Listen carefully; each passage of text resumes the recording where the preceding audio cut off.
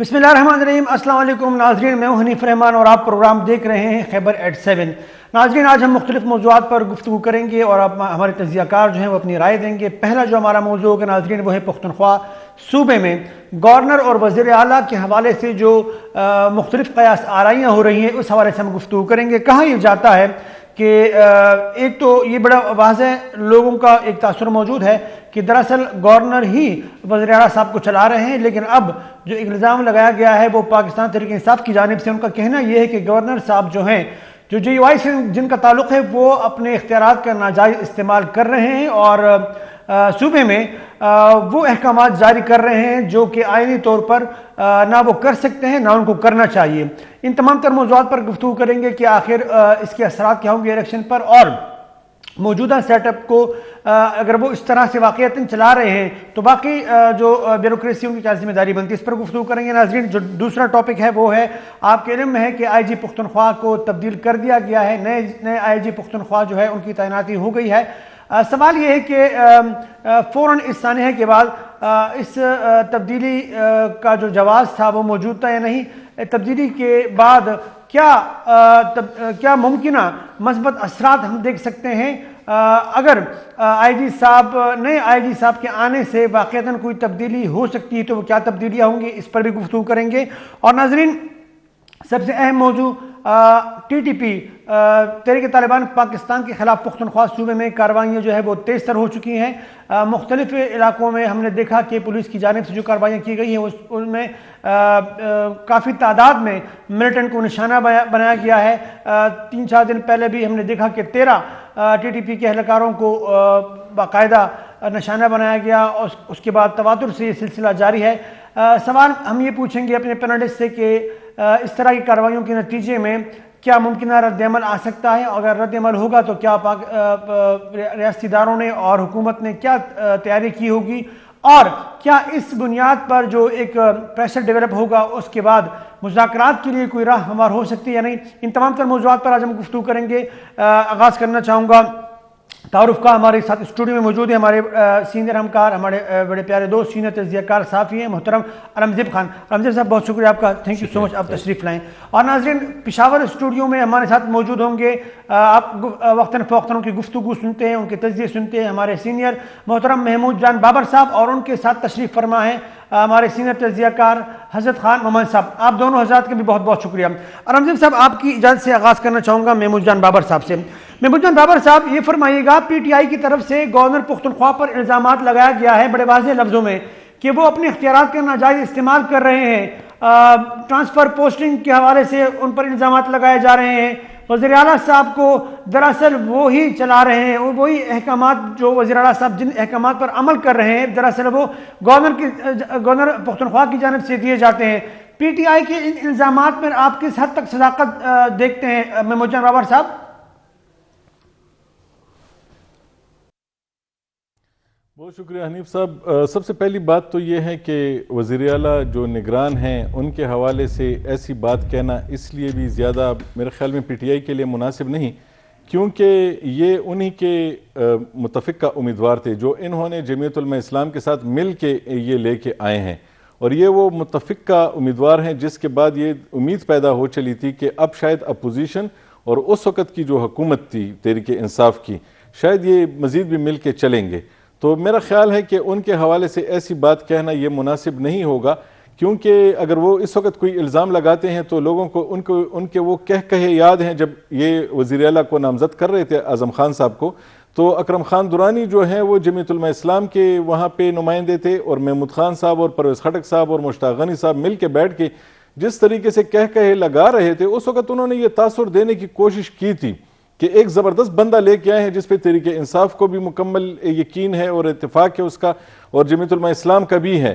تو اس میں میرے خیال میں اب ان کے بارے میں ایسی بات کہنا، ہاں یہ کہا جا سکتا ہے، میں یہ مانتا ہوں کہ گورنر صاحب جو اجلاس اس وقت ان کی صدارت کر رہے ہیں وہ آئین میں ایک کھلی بات اس کے بارے میں لکھی گئی ہے، گورنر ہاؤس کا اس وقت ایک بہت لمیٹڈ رول ہے، وہ اسے عوامی انداز میں چلاتے ہیں، عوامی انداز میں چلانے کی تو ان کو اجازت ہے، کیونکہ ان کے پاس جو بجٹ ہے اس بجٹ کے علاوہ اگر وہ اپنی جیب سے کچھ خرچ کر کے مہمان بلاتے ہیں، وہ ان کے ساتھ میٹنگز کرتے ہیں، وہ تو ٹھیک ہے، لیکن کوئی بھی میٹنگ چیئر کرتے ہوئے انہیں اس بات کا خیال رکھنا چاہیے کہ اگر اس میٹنگ میں کوئی فیصلہ ہوتا ہے اور ان کے بعد کوئی نئی حکومت آتی ہے اور وہ اس فیصلے کو جا کے چیلنج کرتی ہے کہ اس میں گورنر صاحب بیٹھے تھے جو کہ آئین کے تحت ان کا کوئی رول نہیں تھا، انہوں نے اس میٹنگ کو چیئر کیا تھا، تو میرے خیال میں اس وقت اس سے مشکلات بنیں گی اور ان کے جو مخالفین ہیں وہ اسے جب چیلنج کریں گے، اور اگر آپ اسے پھر عدالت بھی لے کے جاتے ہیں تو پھر بھی یہ چیلنج ہو سکتا ہے کہ ایک گورنر جس کے پاس یہ اختیار نہیں ہے کہ وہ اس قسم کی میٹنگز کو چیئر کرے، اور گورنر ہاؤس کا رول جو ہے وہ 18ویں ترمیم کے بعد ایک سمبولک رول ہے، اس میں آپ بیٹھ کے آپ کا بہت لیمیٹڈ کردار ہے، اگر زیادہ کردار ادا کرتے ہیں تو میرا خیال ہے غلام علی صاحب کو خود اس بارے میں سوچنا چاہیے کہ عوامی میٹنگز کرتے رہیں، لوگوں کے ساتھ ملتے رہیں، لیکن سرکاری کام کرتے ہوئے وہ یہ ضرور سوچیں کہ اس وقت جو خرچہ ہو رہا ہے، اور اگر وہ کسی ایسی چیز کی منظوری دیتے ہیں جس پر کچھ پیسے خرچ ہوتے ہیں اور بعد میں اسے چیلنج کیا جاتا ہے اور وہ ریورس ہوتے ہیں تو اس کا ذمہ وار کون ہوگا؟ تو میرے خیال میں انہیں بھی اپنے کردار کو دیکھ کے خود ہی کہہ دینا چاہیے حکومت کو، لیکن اس وقت آپ کو پتہ ہے نگران بھی جمعیت علماء اسلام کے زیادہ تر اس میں وزیر ہیں، گورنر ہاؤس بھی ان کے پاس ہے، اور اس وقت عملی طور پہ ان کا اس صوبے میں مکمل طور پہ ایک کنٹرول نظر آ رہا ہے جس کا فائدہ میرے خیال میں وہ اٹھا رہے ہیں اور وہ لوگوں کو میسج بھی دے رہے ہیں کہ وہ اس صوبے کو چلا رہے ہیں اور وہ اس صوبے کو مزید بھی چلا سکتے ہیں اگر انہیں موقع دیا گیا، تو وہ اس سارے معاملے سے میرے خیال میں سیاسی فائدہ اٹھا رہے ہیں لیکن آئین کا اس میں نقصان ہو رہا ہے۔ درست۔ پی ٹی آئی کے لوگوں کو اس طرح کے اعتراضات نہیں کرنے چاہیے بقول آپ کے، کیونکہ آپ کا تجزیہ، آپ کی رائے یہ ہے کہ یہ نامزد بھی انہوں نے کیا ہے اور ایک متفقہ طور پہ جو ہے وہ سامنے آئے ہیں وزیر اعلیٰ صاحب۔ محمود جان بابر صاحب، آپ جے یو آئی کی سیاست کو بہت قریب سے دیکھتے ہیں اور آپ بہت کور بھی کرتے ہیں، آپ یہ فرمائیے گا کہ جو الزامات پی ٹی آئی کی طرف سے لگائے گئے ہیں یقیناً کوئی نہ کوئی صداقت تو اس میں ہوگی، کیونکہ گورنر صاحب جس طرح محمود جان بابر صاحب نے بھی کہا کہ کابینہ کے اکثر لوگ جو ہیں وہ جے یو آئی سے تعلق رکھتے ہیں، اور یقیناً ان کی جو کارروائیاں ہوتی ہیں یا ان کے جو اقدامات ہوتے ہیں یقیناً انڈائریکٹلی یا ڈائریکٹلی جے یو آئی کو کوئی نہ کوئی فائدہ پہنچتا ہوگا، تو پی ٹی آئی کا جو الزام ہے آپ درست نہیں سمجھتے محمود جان خان محمد صاحب؟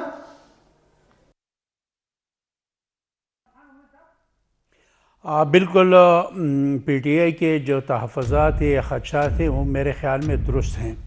آج گورنر صاحب نے سی این ڈبلیو کا جو اجلاس تھا اس کو چیئر کیا، اس سے قبل وہ اریگیشن ڈپارٹمنٹ کی وہ جو اجلاس تھا اس کو چیئر کیا تھا۔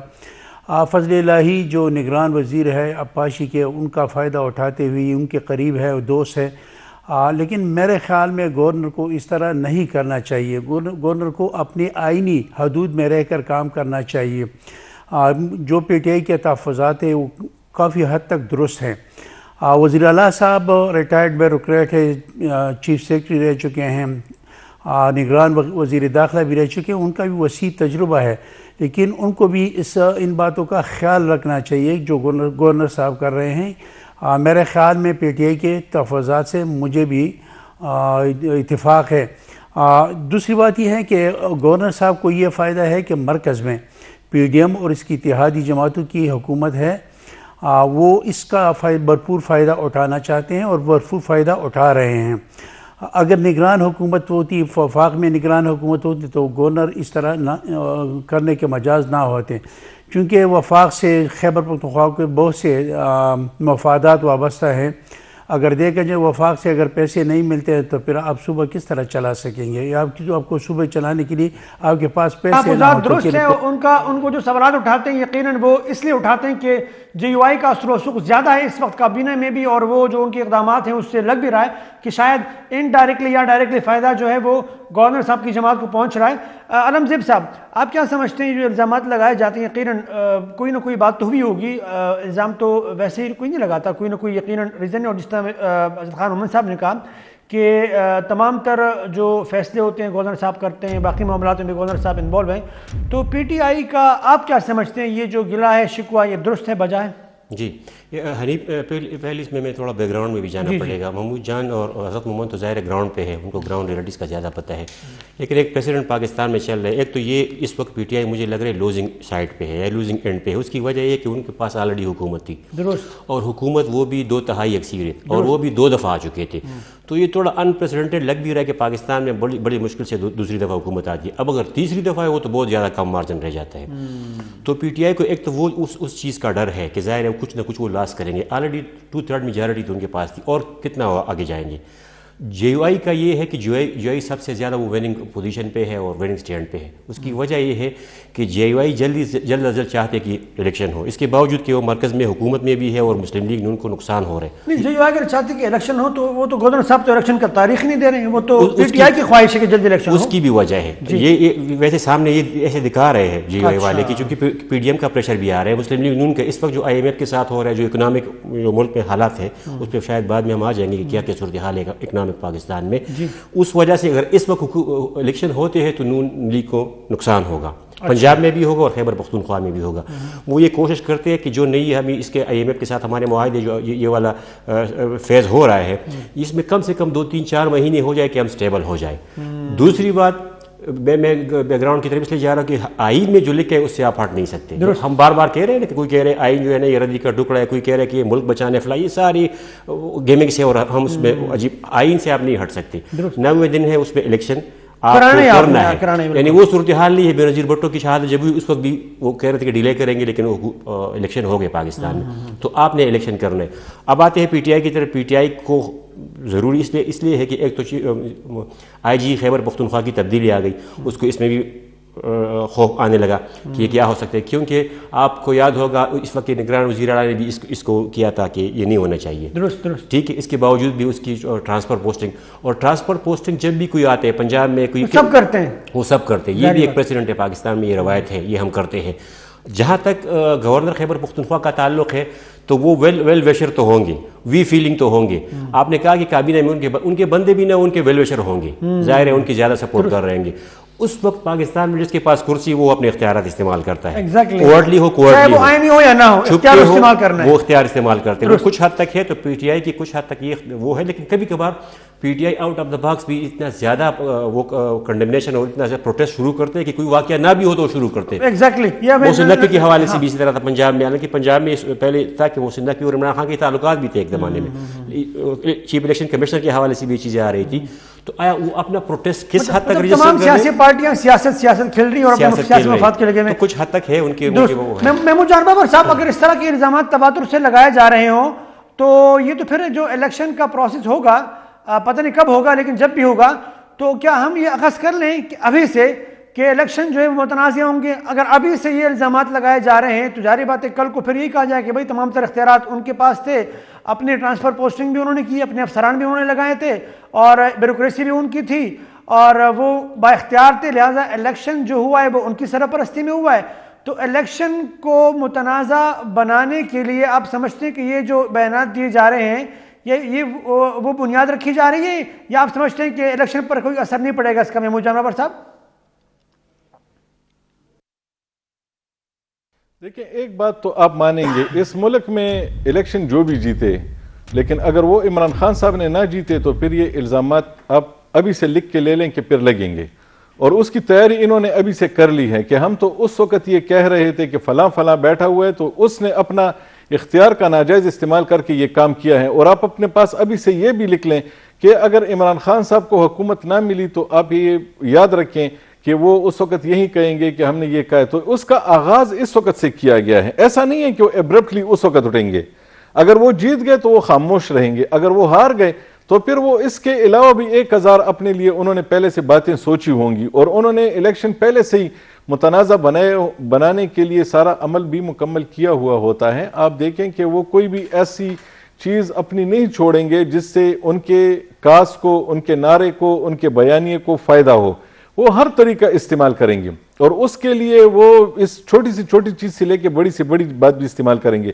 تو یہ جو سب کچھ ہو رہا ہے یہ آپ لکھ لیں کہ تحریک انصاف اسے ضرور استعمال کرے گی اگر اس صوبے میں وہ الیکشن ہاری. لیکن اس وقت اس صوبے میں تحریک انصاف کے مقابلے میں جو جماعتیں ہیں اور ان میں جو تقسیم ہے اور ان کا جو اس وقت کا بیانیہ اور طریقہ کار ہے, اس میں میرا ذاتی خیال یہ ہے کہ اس وقت اگر الیکشن ہوتے ہیں تو تحریک انصاف سے جیتنا میرے خیال میں ممکن نہیں ہے, کیونکہ لوگ یہ سمجھتے ہیں کہ وہ حکومت ٹھیک چلا رہی تھی اور اس کے بعد یہ جو آئے ہیں تو یہ تو انہوں نے تو بالکل ہی ملک کا بیڑا غرق کر دیا ہے. ہاں اگر اس دوران یہ ایسا کچھ کر جاتے ہیں کہ یہ تھوڑا سا سنبھال لیتے ہیں حالات کو تو پھر ان کو فائدہ ہو سکتا ہے, لیکن فائدہ اس صورت میں ہوگا کہ یہ تو ابھی سے پی ڈی ایم یہ فیصلہ کر لے کہ یہ صوبہ یا تو مولانا فضل الرحمان صاحب کے حوالے کر دے کہ سارے کینڈیڈیٹس بھی آپ کے ہوں گے, آپ کے خلاف کوئی امیدوار بھی کھڑا نہیں ہوگا تو پھر وہ الیکشن یہ جیت سکتے ہیں، اس میں یہ مقابلہ کر سکتے ہیں اگر تمام پی ڈی ایم ان کو سپورٹ کرے یا این پی کو کہہ دیا جائے.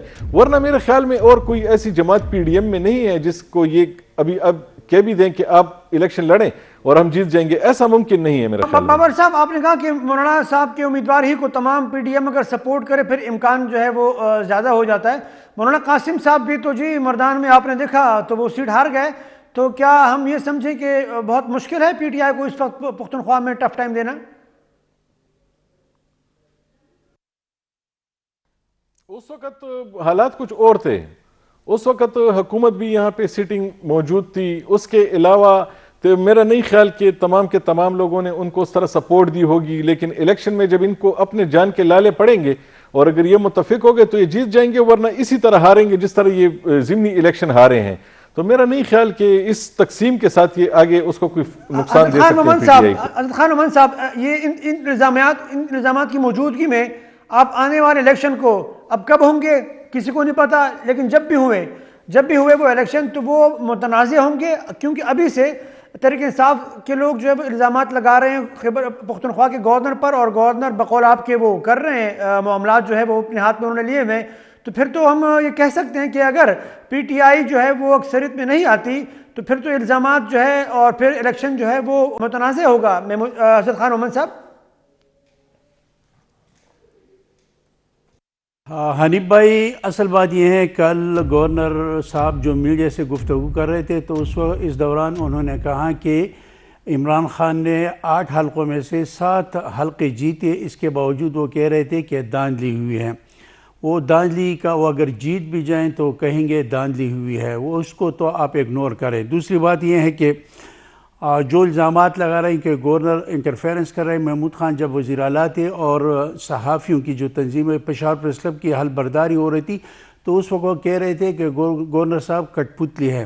اب گورنر صاحب خود یہ بتانے کی کوشش کریں کہ میں کٹ پتلی نہیں ہوں. وہ کہہ رہے تھے کہ یہ گورنر کٹ پتلی ہے.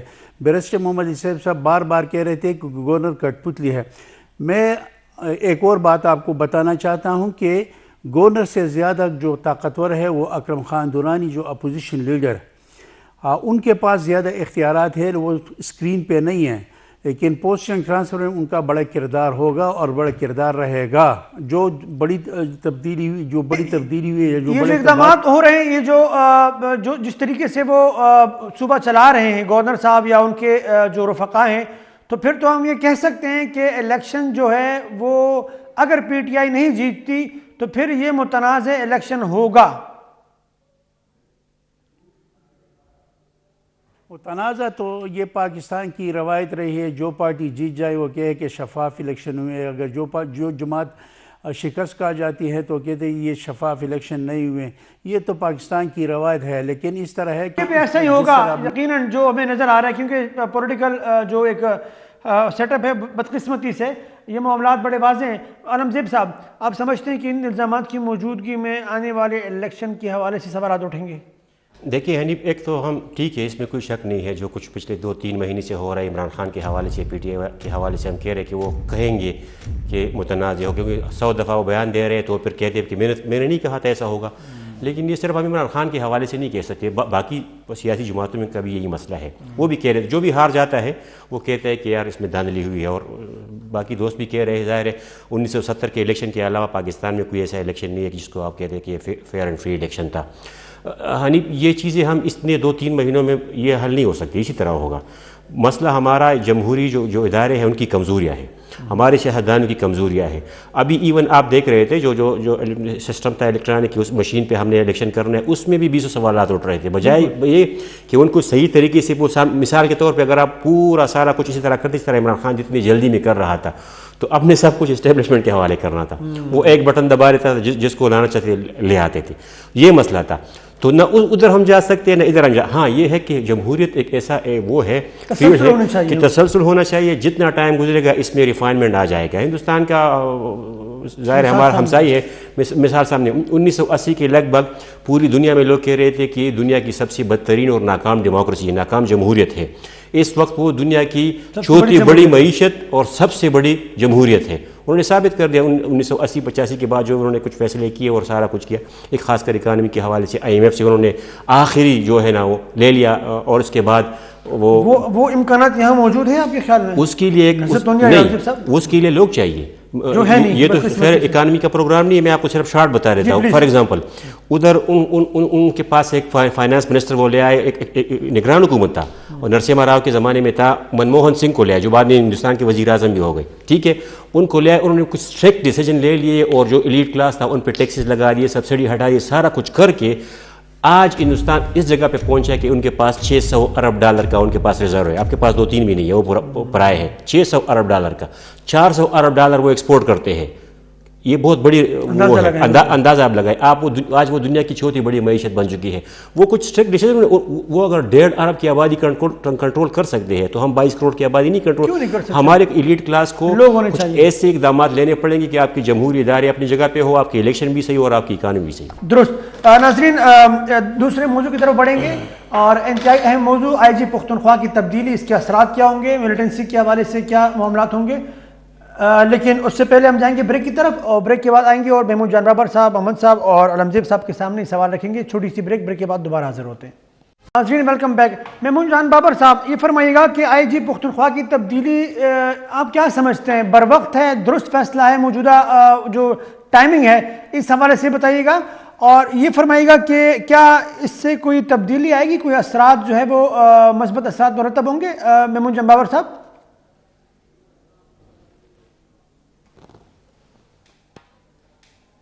بہت اہم ہیں. پہلی بات تو یہ ہے کہ جس طریقے سے پولیس لائن پہ حملہ ہوا اور پولیس کے جوانوں میں جو غصہ تھا، اور دوسرے دن ہم نے پھر ان کو سڑکوں پہ دیکھا، تو اس کے بعد شاید یہ ضروری بھی ہو گیا تھا کہ اس IG صاحب کو اب یہاں سے کہیں اور بھیج دیا جائے. اس کی وجہ شاید یہ ہے کہ جتنے بھی پولیس والے ہیں تو وہ یہ چاہ رہے تھے کہ ان کی جو قیادت ہے، جو لیڈرشپ ہے، تو وہ ان کے لیے بات کریں، اور ان کے جو خدشات ہیں ان خدشات کو ختم کرنے کے لیے وہ ہر صورت ان لوگوں سے بات کریں جن سے ان کے گلے شکوے ہیں. تو وہ ایک پریشر تھا، IG صاحب پہ بھی تھا اور سسٹم پہ ایک پریشر تھا. تو میرا خیال ہے کہ IG صاحب کا اس موقع پہ بدلا جانا، ان نوجوانوں کو بھی ایک میسج شاید یہ چلا گیا ہوگا کہ اب چونکہ وہ IG رہا نہیں تو ان کے گلے شکوے بھی اب کم ہو جائیں گے، اور نئے IG کو یہ تھوڑا سا سپیس بھی دیں گے کہ یہ کام کریں.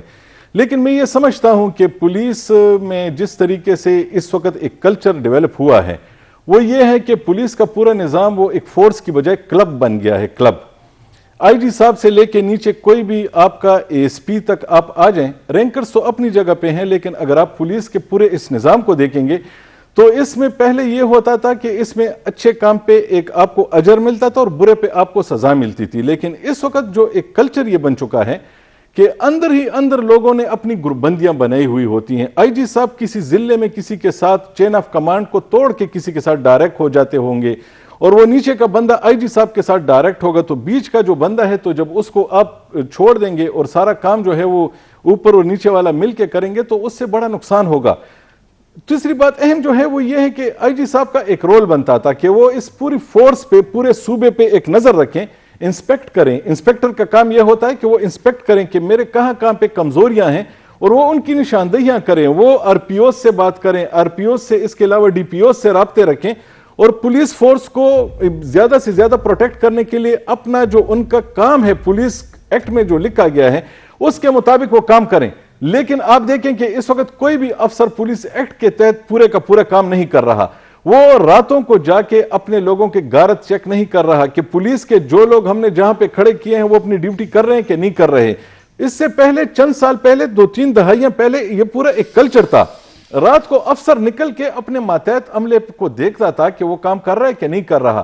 صبح کی ڈرل پولیس لائن میں ہو رہی ہے کہ نہیں ہو رہی. ہفتے میں ایک بار وہ اپنی جسمانی فٹنس کے لیے پولیس والے فٹ ہیں کہ نہیں ہیں. اس وقت آپ دیکھیں ہم بھی مس فٹ ہیں، لیکن پولیس ایک فورس ہے، اس کے لوگوں کو زیادہ فٹ ہونا چاہیے. لیکن جب ان کے بیلٹ آپ دیکھتے ہیں اتنے ٹائٹ بندے ہوئے ہوتے ہیں کہ بیچاروں کی صحت خراب ہوتی ہے، کیونکہ کوئی بھی ایسا کام وہ نہیں کر رہے جس سے وہ ایک فورس لگے. کلب بنا ہوا ہے, آئی جی صاحب سے لے کے نچلی سطح تک جو بھی اچھی ایک ایلیٹ بابر صاحب یہ المیہ تو پورے پاکستان کا ہے, پاکستان کے جتنی پولیس والے ہیں وہاں پر ہمیں یہ دیکھنے کو ملتا ہے. بہرحال آپ کا یہ کہنا ہے کہ یہ جو فیصلہ کیا ہے, جی میں آخری بات کر رہا ہوں, آخری یہ ہر محکمے میں یہ مسئلہ ہے کہ سب کہہ رہے ہیں کہ بس تم مجھے کچھ مت کہو, میں تمہیں کچھ نہیں کہوں گا, جس کی وجہ سے یہ سارا معاملہ خراب ہوا ہے. اس لیے میں یہ سمجھتا ہوں کہ موجودہ آئی جی جو آئے ہیں, یہ اگر پولیس ایکٹ کے تحت خود بھی جاگیں اور افسروں کو بھی جگائیں اور تمام لوگوں کو کہیں اپنے اپنے حصے کا کام کریں. کوئی بھی اپنے حصے کا پورا کام نہیں کر رہا تھا, جس کی وجہ سے پولیس کے گھر کے اندر جا کے اتنا بڑا واقعہ ہوا ہے. اب بھی اگر یہ نہ جاگے تو میرے خیال میں حالات اس سے خراب ہوں گے, بہتر تو نہیں ہوں گے. اسد خان مومن صاحب, آئی جی صاحب کا ان کا ٹرانسفر, ان کی تبدیلی بروقت فیصلہ ہے, وقت کی ضرورت تھی, یا آپ سمجھتے ہیں کہ کچھ پریشر تھا اور وہ پریشر ختم کرنے کے لیے ایک وقتی طور پہ ٹرانسفر کر دی گئی اور معاملات ویسے ہی رہیں گے؟ کوئی اثرات آپ کو نظر آتے ہیں, کوئی مثبت اثرات؟ حنیف الرحمان صاحب, آئی جی کے ٹرانسفر کو, تبادلے کو آپ پولیس لائن دھماکے سے نہ جوڑا جائیں. اس کا ٹینیور پورا ہو چکا تھا. جس طرح پنجاب کا آئی جی تبدیل ہوا, اسی طرح ابھی خیبر پختونخوا کا کہ آئی جی کا تبدیل ہونا تھا. لیکن ابھی لوگ اس کو اس طرح جوڑنا چاہتے ہیں کہ مطلب جو دھماکہ ہوا اس کی وجہ سے ان کا تبادلہ ہوا. ان کا تبادلہ پہلے سے ہی طے تھا. ایک بات. دوسری بات یہ ہے کہ نئے آئی جی جو اختر حیات گنڈاپور کی تقرری ہوئی ہے, میرے خیال میں یہ درست فیصلہ ہے. اور درست فیصلہ اس لیے ہے کہ وہ معظم انصاری ان کی گرفت جو ہے نا وہ کمزور پڑ گئی تھی. یہ بندہ جو ہے آئی جی اختر, یہ تو پی ٹی آئی کی حکومت میں زیر اعتاب رہے ہیں, ان کو اچھی پوسٹیں نہیں دی گئی, ان کو او ایس ڈی بنایا گیا تھا. لیکن یہ اس وقت آر پی او ملاکنڈ کا تھا جب دہشت گردی عروج پر تھا. یہ مردان میں آر پی او رہا ہے, D A G special branch رہے ہیں. لیکن ان سے بہت سے توقعات ہیں اس علاقے کا ہیں. ان کو جو زیر اعتاب رہے, ان کی ایک وجہ ہو سکتی تھی, ان کا تعلق کلاچی سے, گنڈاپور قبیلے سے ہیں. وفاقی کابینہ میں بعض گنڈاپور بھی تھے, ان کی وجہ سے شاید یہ زیر اعتاب رہے. لیکن یہ بندہ جو ہے نا یہ باصلاحیت بندہ ہے, اور مجھے یقین ہے جو اس کا جو ان کی جو تقرری ہوئی ہے اس کے اچھے اثرات مرتب ہوں گے. پولیس کا مورال بھی بلند ہوگا, اور میرے خیال میں پولیس میں اچھی تبدیلی آئے گی. میرے خیال میں یہ بندہ بہت زیادہ کمپیٹنٹ بندہ ہے. یہ خیبر پختونخوا میں مختلف جگہوں. عالم زیب صاحب, آپ کیا سمجھتے ہیں کہ محمد صاحب کا تو یہ کہنا ہے کہ پشاور ثانیہ کے ساتھ اس کو نہ جوڑا جائے, ان کا جو ٹائم تھا وہ پیریڈ جو پورا ہو چکا تھا. بہرحال اس وقت یہ جو تبدیلی ہے اتنے بڑے عہدے کی, کوئی آپ سمجھتے ہیں کہ ملیٹنسی کے جو واقعات مسلسل پختونخوا میں ہو رہے ہیں کوئی مثبت اثر پڑے گا؟ حنیف, ایک تو محمود جان صاحب کی بات کا میں تھوڑا آگے فارورڈ کرتا ہوں. اس میں شک نہیں ہے کہ بات صحیح ہے, پاکستان میں ہر ادارے کا اور خاص کر پولیسنگ کا جو سسٹم ہے اس میں مسئلے مسائل ہے. میں تھوڑا اختلاف اس لیے کر رہا ہوں, بہتر کچھ حد تک ہمارے پولیس پنجاب اور سندھ سے اور ایون بلوچستان سے کافی بہتر ہے. ایون جو انہوں نے جو وزن کا اور ہیلتھ کا اور وہ سارا کچھ آپ پنجاب میں دیکھتے ہو, اسلام آباد میں آپ دیکھ لو, اسلام آباد میں آپ کسی بھی صحت مند ہوتے ہیں, وہ صحت مند بھی ہے, اور کسی بھی پولیس اسٹیشن میں آپ چلے جاؤ آپ کو خوف آنے لگتا ہے. ایون ان کو سڑکوں پہ دیکھتے ہو سکتا ہے ہمارے کچھ پشتون روایت بھی ہے اس حوالے سے تھوڑا بہت وہ کیئر کرتے ہیں, خیال رکھتے ہیں, اور کچھ حد تک ہے ہاں, لیکن اتنی بھی بہتر نہیں ہے. کچھ حد تک محمود جان صاحب کے ساتھ میں ایگری بھی کرتا ہوں. کچھ لوپ سول ہے, کچھ مسئلے ہیں, لیکن ان سب کا میں پھر بھی خیبر پختونخوا کا میں صرف الگ اس کا ذکر نہیں کروں گا. یہ سارا کچھ میں فیڈرل سے نتی کروں گا. فیڈرل کا اس میں, فیڈریشن کا, اسلام آباد کا اس میں خواہ اس میں, کیونکہ ملیٹنسی یا ٹیررزم جو ہے نا یہ صرف کوئی صوبائی معاملہ نہیں ہے. آپ پورے نیشنل لیول پہ آپ اس طرح نیشنل ایکشن پلان بناتا ہے, پھر آپریشن ہوئے تھے, یہ ساری چیزیں ہوتی.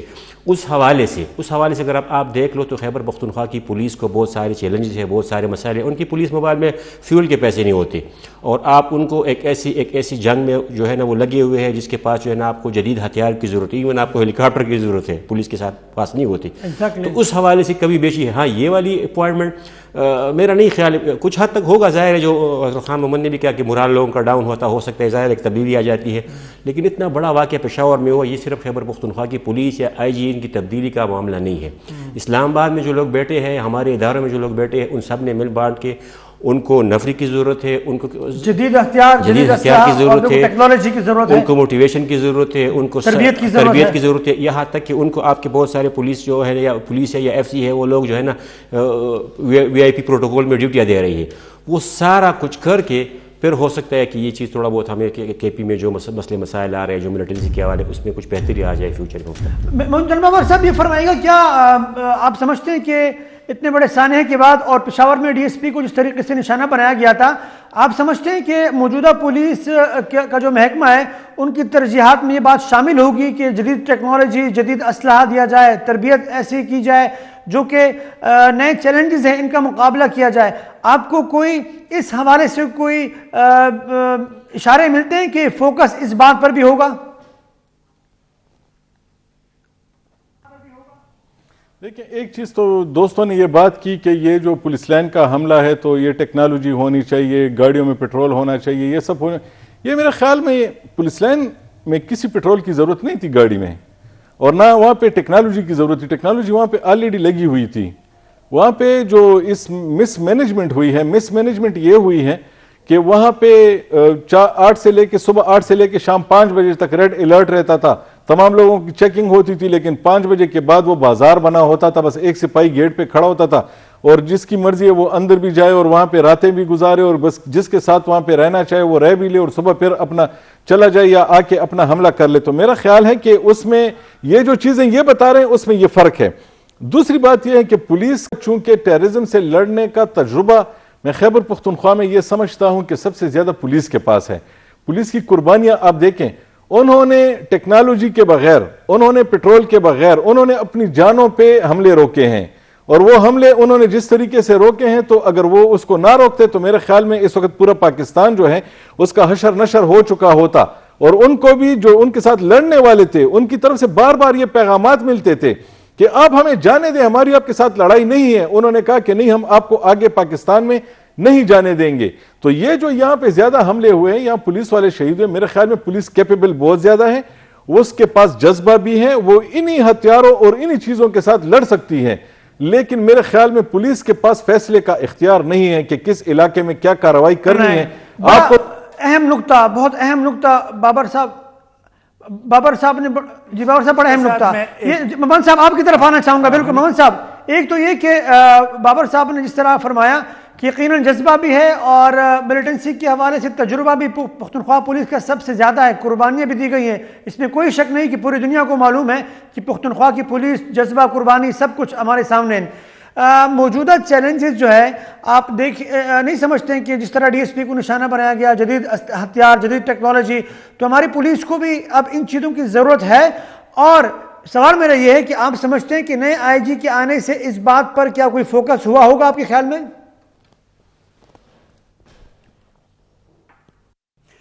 حنیف الرحمان صاحب، ایک بات کی وضاحت کرنا چاہتا ہوں. وہ بات یہ ہے کہ جب پرویز خٹک وزیر اعلیٰ تھے اور ناصر خان درانی یہاں آئی جی تھے تو اس وقت پولیس ایکٹ میں ترمیم کی گئی اور اس ترمیم کے تحت ایڈیشنل آئی جی تک تبادلہ و تقرر کے اختیار آئی جی کے پاس تھا.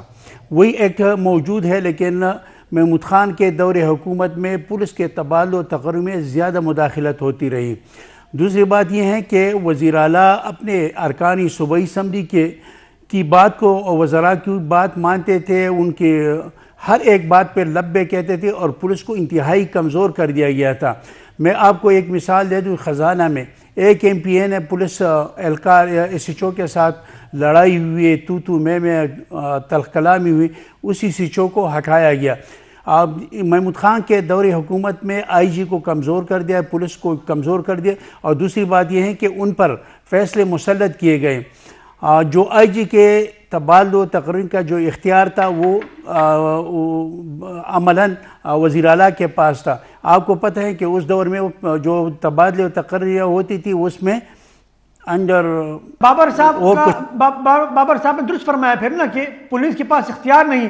اگر اختیار ہوتا پولیس کے پاس تو شاید کارکردگی اور مزید بہتر ہوتی. بہرحال عالمگیر صاحب، آپ متفق ہیں کہ موجودہ آئی جی کے آنے سے شاید تربیت میں اور جدید اسلحہ اور جدید ٹیکنالوجی وغیرہ اس پر فوکس کیا جائے؟ بالکل جی، بابر بھائی نے بھی بات کی، میں پھر اسی بات کر رہا ہوں. فیول کا میں نے حوالے اس لیے کہ فنڈنگ کی کمی ہے، وہ بابر بھائی کی بات صحیح، اور میں نے اس کے حوالے ساتھ یہ بھی کہا کہ اسلام آباد سے کمزوری ہے. اسلام آباد یہی وہی فنڈنگ کی بات آ رہی ہے، جدید ہتھیاروں کی بات آ رہی ہے.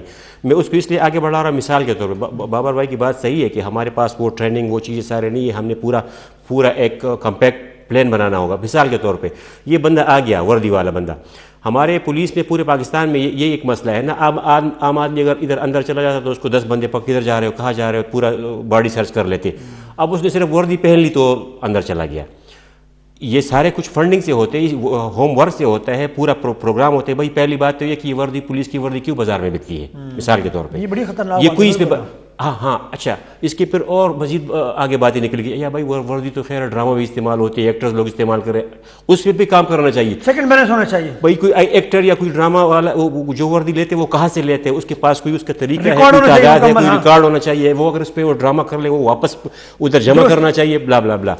تو ان ساروں چیزوں کے لیے آپ کو ہوم ورک بھی چاہیے، فنڈنگ بھی چاہیے، اور آپ کے لیے کام چاہیے. وہ یہ نہیں ہے جو ہم 1980-90 کے زمانے میں نہیں ہے کہ پولیس ادھر ہی کھڑا ہوگا وہ فائر کرے گا، وہ ٹرینڈ ہے، وہ اس میں کوئی شک نہیں ہے.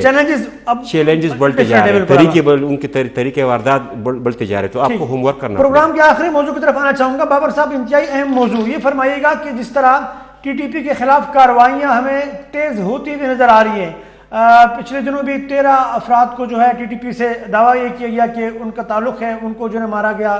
اس کے علاوہ مختلف پختونخوا کے علاقوں میں جو آپریشن جو ہیں پولیس کی جانب سے کیے گئے، اور متعدد لوگوں کو جو ہے وہ آپریشنز میں جو ہے جن کے بارے میں کہا یہ جاتا ہے کہ شاید وہ ٹی ٹی پی کے لوگ ہو، ان کو مارا گیا، گرفتار کیا گیا ہے. میرا سوال آپ سے محمود جان بابر صاحب یہ ہے کہ اس طرح کی کارروائیوں سے کیا کوئی رد عمل آنے کا امکان آپ دیکھتے ہیں؟ اور اگر کوئی رد عمل آ سکتا ہے تو کیا سیکیورٹی اداروں اور حکومت کی طرف سے آپ سمجھتے ہیں کہ تیاری مکمل ہے؟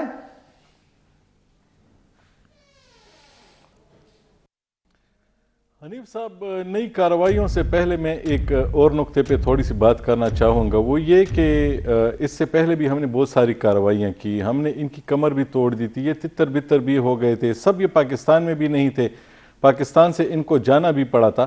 لیکن اس سے پہلے کہ ان کے خلاف نئی کارروائیاں کی جائیں، ذرا یہ پرانی والی پہلی والی یہ صورتحال دیکھنی چاہیے کہ یہ اتنی آسانی سے آئے کیسے اس سوسائٹی کے اندر.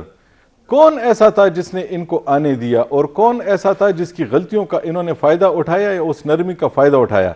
جب تک اس سوسائٹی میں ان لوگوں کی نشاندہی نہ ہو، ان لوگوں کو کوئی سزا نہ ملے، ان سے کوئی پوچھ گچھ نہ ہو، ان کا احتساب نہ ہو، اب بے شک یہ کارروائیاں بھی کرتے رہیں، سب کچھ کرتے رہیں. میرا خیال ہے کہ لوگ جو ہے نا اس وقت ان تمام کارروائیوں کا سب سے بڑا فائدہ اس وقت ہوگا جب عوام کا مورال بالکل ہائی ہو جائے گا، اور وہ سمجھ جائیں گے کہ ہاں اب جو ہے ان کا آنا اور یہاں پہ کارروائیاں کرنا ممکن نہیں ہوگا. میں یہ سمجھتا ہوں کہ لوگ مطمئن اب اتنی آسانی سے نہیں ہوں گے. سب سے اہم چیز جو میرے خیال میں ہے وہ یہ ہے کہ عام آدمی ان کارروائیوں سے کتنا مطمئن ہو رہا ہے. اگر وہ مطمئن ہے اور اس کے سوالوں کے جواب مل رہے ہیں تو میرے خیال میں یہ کارروائیاں کافی ہیں. ورنہ پہلے میرے خیال میں عام لوگوں کے جو سوال ہیں ان سوالوں کے جواب ملنے چاہیے. جن لوگوں کی غلطیوں کی وجہ سے ان کو دوبارہ آنے کا راستہ ملا ان لوگوں سے بھی تھوڑی سی بات چیت ہونی چاہیے، اور ان کے خلاف جو بات چیت ان کے ساتھ ہو ان کو کوئی سزا ملے تو اس سے بھی عام لوگوں کو معلوم ہونا چاہیے کہ فلاں فلاں کی یہ غلطی تھی، اس کو یہ سزا مل گئی ہے. اور اب مستقبل میں تاکہ حکومت پر اور ریاست پر اعتماد لوگوں کا بحال ہو سکے. بالکل بابر صاحب، انتہائی اہم نقطہ آپ نے جو ہے نا بیان کیا ہے کہ تاکہ لوگوں کو اعتماد بحال ہو سکے، اور یہ بڑا ضروری ہے. اسد خان محمد صاحب یہ فرمائیے گا جو کارروائیاں ہو رہی ہیں کیا ممکنہ رد عمل آ سکتا ہے؟ اگر آ سکتا ہے تو آپ سمجھتے ہیں کہ پولیس ادارے حکومت تیار ہے رد عمل کے لیے؟ آپ نے رد عمل کی بات کی، اور میں آپ کو یہ بات بتانا چاہتا ہوں جو مؤثر کارروائی شروع کی گئی ہے سیکیورٹی فورسز کی جانب سے اور پولیس کی جانب سے، میرے خیال میں کچھ اس میں ٹھہراؤ آ گیا ہے، کچھ سلسلہ تھم گیا ہے. رد عمل تو شدید رد عمل ضرور آئے گا. شاپ خیل لکی مروت میں جو کارروائی کی گئی 12 ملیٹنٹس مارے گئے. اسی طرح کل مصری بانڈا میں نوشہرہ میں کارروائی کی گئی، 2 مارے گئے، 3 فرار ہوئے. میرے خیال میں اب بھی سیکورٹی فورسز اور پولیس نے یہ تہیہ کر رکھا ہے کہ اب مؤثر کارروائی ہونی چاہیے، اور مؤثر کارروائی سیکورٹی فورسز نے شروع کر رکھی ہے۔ رد عمل تو ضرور آئے گا، جہاں ان کے لوگ مارے جائیں گے اور جہاں لوگوں کے لوگ مارے جاتے ہیں تو اس کا رد عمل تو ضرور آئے گا، لیکن میرے خیال میں سیکورٹی فورسز اور پولیس نے اپنی تیاری مکمل کر لی ہے، اور جو کارروائیاں ہو رہی ہے اس سے یہ اندازہ لگایا جا سکتا ہے کہ چند روز میں ملیٹنٹس کی جانب سے کوئی بڑی کارروائی نہیں ہوئی ہے۔ جی علمزیب صاحب، آپ کیا سمجھتے ہیں؟ کوئی ممکنہ رد عمل کا امکان آپ سمجھتے ہیں؟ اور پاکستان کی ریاست، حکومت، سیکورٹی ادارے، آپ سمجھتے ہیں کہ انہوں نے پیش بندی کی ہوگی کہ بھئی اس کو کیسے روکا جائے؟ میں تھوڑا اس کا ایک اور تھوڑا سا منظرنامہ پیش کرنا چاہوں گا۔ اس میں یہ ہے حنیف، یہ بات تو ایک تو پاکستان جیسی ریاست، سب کو معلوم ہے پاکستان ایک بہت بڑا ملک ہے، اس کے سیکیورٹی ادارے، اس کی فوج، پوری دنیا کو پتہ ہے کہ طاقتور حکومت کے ساتھ اور ایک طاقتور فوج کے ساتھ اس کا اپنا ایک اثر ہے، اور کوئی بھی چھوٹا موٹا ٹولہ یہ ریاست کے ساتھ جنگ نہیں کر سکتا۔ ہاں یہ ہے کوئی بھی علیحدہ پسند تحریک ہو، کوئی ٹولہ ہو، کوئی پریشر گروپ ہو، وہ جب بھی کوئی اس قسم کے حالات خراب کرنا چاہیے، اس کے باوجود کہ پاکستان کے پاس یہ اسٹرینتھ ہے اور پہلے بھی ثابت کیا کئی دفعہ، وہ جب بھی اس قسم کی کوئی وہ کرتی ہے، انسرجنسی آتی ہے، دنیا میں یہ روایت ہے، تو وہ تب کر سکتی ہے کہ وہ کسی ایک اور ملک کی کچھ حد تک ایک انوالومنٹ ہو، یعنی وہ کہیں پناہ لے سکے۔ پوری دنیا میں ایسا ہے۔ اس وقت پاکستان اور افغانستان کا مسئلہ، اس کی طرف ہم آ رہا ہوں، اس میں کچھ غلطیاں ہم سے بھی ہوئی ہے، افغانستان سے بھی ہوئی ہے، پہلے تو اس پہ کچھ سوچنا چاہیے۔ مثال کے طور پہ میں یہ بحث لمبی ہو جائے گی، کیا اس بات کا ادراک ہے ہماری ریاست کو؟ اس بات کا ادراک ہے؟ بالکل ہے، اس لیے میں کہہ رہا ہوں پر ریاست کے ساتھ آپ نہیں لڑ سکتے، بالکل ہے، یہ کر سکتے ہیں، لیکن جو کمزوریاں ہیں، اور اس وقت خان محمد نے بھی بتایا، اس وقت چونکہ پشاور جو واقعہ ہوا ہے، ظاہر ہے مسجد میں ہوا ہے، معصوم لوگ اس پہ نشانہ بنے ہوئے، وہ ایک وی فیلنگ، ایک سینٹیمنٹ دوبارہ جس طرح اے پی ایس میں ہوا تھا پشاور میں، اس وقت پھر ریاست پر دوبارہ سے یونائٹ ہو جاتی ہے، پولیس بھی انہیں یونائٹ ایک فرنٹ پہ آ جاتی ہے، تو اس میں زیادہ مؤثر طریقے سے وہ پھر اس کو ریٹیریٹ کر سکتی ہے اور اس کا جواب بھی دے سکتی ہے۔ ماضی میں جو کاروائیاں ہوئی ہیں، جس طرح محمود جان بابر صاحب نے کہا کہ کمر بھی توڑ دی اور ختم بھی کر دیا اور ناصور کو اکھاڑ پھینک دیا، اس کے باوجود دوبارہ یہ چیزیں شروع ہو جاتی ہیں، تو آپ کا اشارہ ہے کہ وہ بنیادی جو ایک وجوہات ہے وہ افغانستان کی پالیسی ہے۔ یہ دیکھو کمر توڑ لی، یہ بھی ہم غلط قسم کی وہ اسٹیٹمنٹ دے رہے تھے جو ہمارے ادارے تھے، کمر نہیں دینے چاہیے تھے، کمر آپ نے توڑ لی، اس کی کوئی فالو اپ کی، اس میں بعد میں آپ نے کس طرح صفائی کی ہے اور اس کے بعد کیا کرنا پڑتا ہے، پوری دنیا میں اس طرح ہوتا ہے۔ آخری سوال محمود جان بابر صاحب آپ سے، سر یہ فرمائیے گا کہ کیا سمجھتے ہیں کہ یہ جو کمر توڑنے والے بیانات ہیں، اس سے ہٹ کر پریکٹیکلی ایسا کیا کیا جائے تاکہ واقعتاً لوگوں کا اعتماد بھی بحال ہو، اور وہ کون سے اقدامات ہیں جو کہ قابل عمل ہیں ہمارے سیکیورٹی اداروں کے لیے، ریاست کے لیے، حکومت کے لیے قابل عمل کیا اقدامات ہیں؟ دیکھیں اس وقت ریاست کے کرنے کے، حکومت کے کرنے کے کچھ کام ہیں۔ وہ کام یہ ہے کہ حکومت کو سب سے پہلے لوگوں کو یہ امید دینی ہوگی کہ وہ یہ سمجھتے ہیں کہ نہ صرف ان کی نظر طالبان کی کارروائیوں پہ ہے، بلکہ ہمارے دوست اور دشمن ممالک جو ہمارے خلاف یہاں پہ انویسٹمنٹ کر رہے ہیں اور ہمیں خراب کرنے کی جو کوشش کر رہے ہیں اور اس سے وہ اپنا فائدہ لینے کی کوشش کر رہے ہیں، ہماری نظر اس پہ بھی ہے۔ میرا خیال ہے اس کو ایک صرف ٹی ٹی پی تک محدود کرنا یہ بالکل بھی ایک اس وقت سمجھداری والی بات نہیں ہوگی، کیونکہ آپ دیکھیں کہ ٹی ٹی پی کی یہ اسٹریٹجی دیکھیں کہ پولیس لائن کا اتنا بڑا حملہ اور انہوں نے اپنی ذمہ داری بھی اس کی نہیں لی۔ اگر وہ اس کی ذمہ داری لیتے تو ان کے دہشت گردی کے اس میدان میں ان کا قد کاٹ بہت بڑھ جانا تھا، لیکن اگر انہوں نے اس کی ذمہ داری نہیں لی تو پھر ہمیں صرف سارا فوکس ان پہ رکھ کے، ہر بات انہی پہ رکھ کے اس کی طرف دیکھنا یہ میرے خیال میں مناسب نہیں۔ ذرا ادھر ادھر بھی دیکھیں، ہمارے دوست ممالک بھی ہم پہ انویسٹمنٹ کر رہے ہیں، ہم کو خراب کرنے کی کوشش کر رہے ہیں، ہمارے دشمن بھی ہیں جو چاہتے ہیں کہ اس ریجن میں پھر ان کو جگہ ملے۔ تو ایسے بہت ساری چیزیں ہیں، صرف ایک تنظیم تک محدود ہو کے جب آپ اس کو دیکھیں گے، میرا نہیں خیال کہ آپ کے مسئلے کا کوئی حل نکلے گا۔ درست۔ محمود جان بابر صاحب آپ کا بہت بہت شکریہ، آپ نے وقت دیا، تشریف لائیں۔ حسن خان محمد صاحب آپ کا بہت بہت شکریہ، آپ کا تجزیہ، آپ نے اپنی رائے دی۔